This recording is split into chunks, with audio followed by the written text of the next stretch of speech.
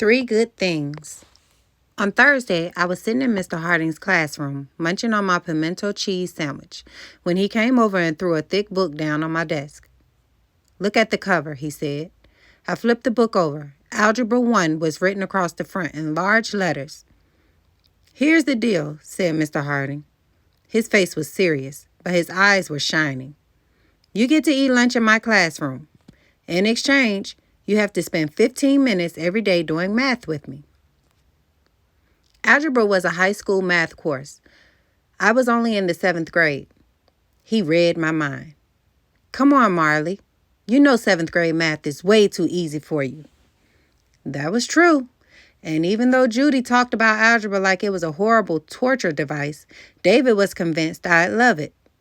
Do you need to hear the speech I prepared about how we need girls like you to save us from the Soviets? That's what my brother had said. All those American satellites aren't going to invent themselves. Mr. Harding grinned at me, just like David did. Maybe I could talk. Mr. Harding was already on my list. Just 15 minutes a day. And it was only about math. "Okay," I said. "Really?" asked Mr. Harding. I nodded. Mr. Harding winked at me and opened the book. On Friday, I got some mail. 2 pieces, actually. The first was a postcard from Judy. It said, "Pine Bluff welcomes you," on one side, and on the other was written a short note. "Dear little sis, I hate it here. Granny burned the pot roast, the toast, and the scrambled eggs. The kids at school are mean. Please send a new pair of hose without holes. Lots of love. Judy." Mother also got a letter from Judy. Daddy kept trying to peek over her shoulder, but she kept turning away. "What does yours say?" Daddy asked me. I didn't get one. I guess Judy was still mad at him for sending her to Pine Bluff. "Granny's a bad cook," I said, "and she needs some new underwear." Daddy laughed. I wasn't much of a letter writer, but I'd have to send her a note in return. The other piece of mail was a flyer from the Women's Emergency Committee to open our schools. "What's this?" asked Daddy. "Miss Winthrops is a member," I explained. "She invited me to join." The flyer said Brotherhood Week at the top, and there were 4 little buildings drawn with the names of the 4 closed high schools on them: Central, Horace Mann, Hall, and Tech. There was a quote beneath it that read, "The world is now too dangerous for anything but the truth, too small for anything but brotherhood." The post office box of the WEC was listed at the bottom.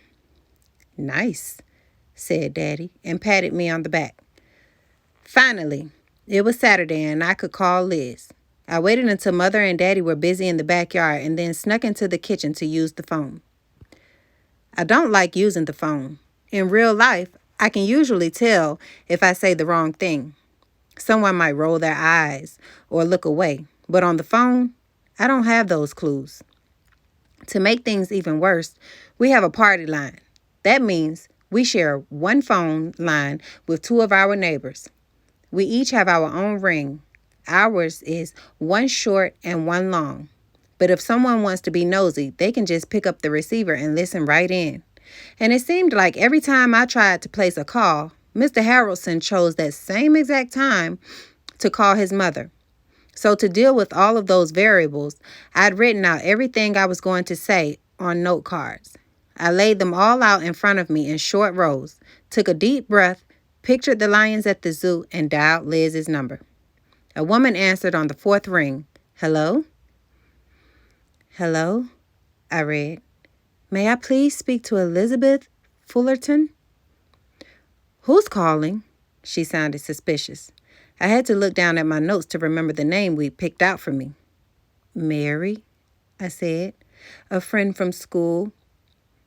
The woman grumbled something underneath her breath. Then I heard her yell, "Elizabeth, you have a telephone call." A moment later, I heard Liz pick up the phone. "Hello?" she said.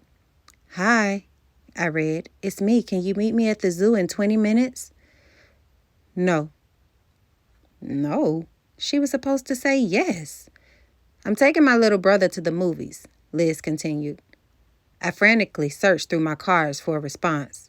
Hello? Are you still there? Liz asked. I thought we were going to do something today, I mumbled finally. I said I'd try.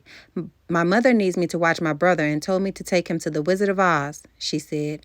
I'd invite you to come too, but we're going to the gym, she said. The Negro movie theater. I looked at the only card I had left. Great. See you there. Didn't seem so quite appropriate.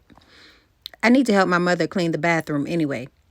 Maybe another time, she said brightly. Yes, I said and hung up the phone disappointed.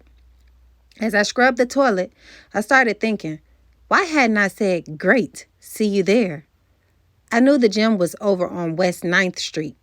If I could go to a Negro church, why not a Negro movie theater? I turned the idea over and over in my head, like a lemon drop on my tongue. I imagined being the only white girl in a room full of Negroes and shivered. It was a little scary. But Liz had been the only colored girl in a whole school full of white kids. Negroes might not be welcome at the white theater, but I didn't think there was a rule against whites going to a Negro theater. If she could do it, so could I.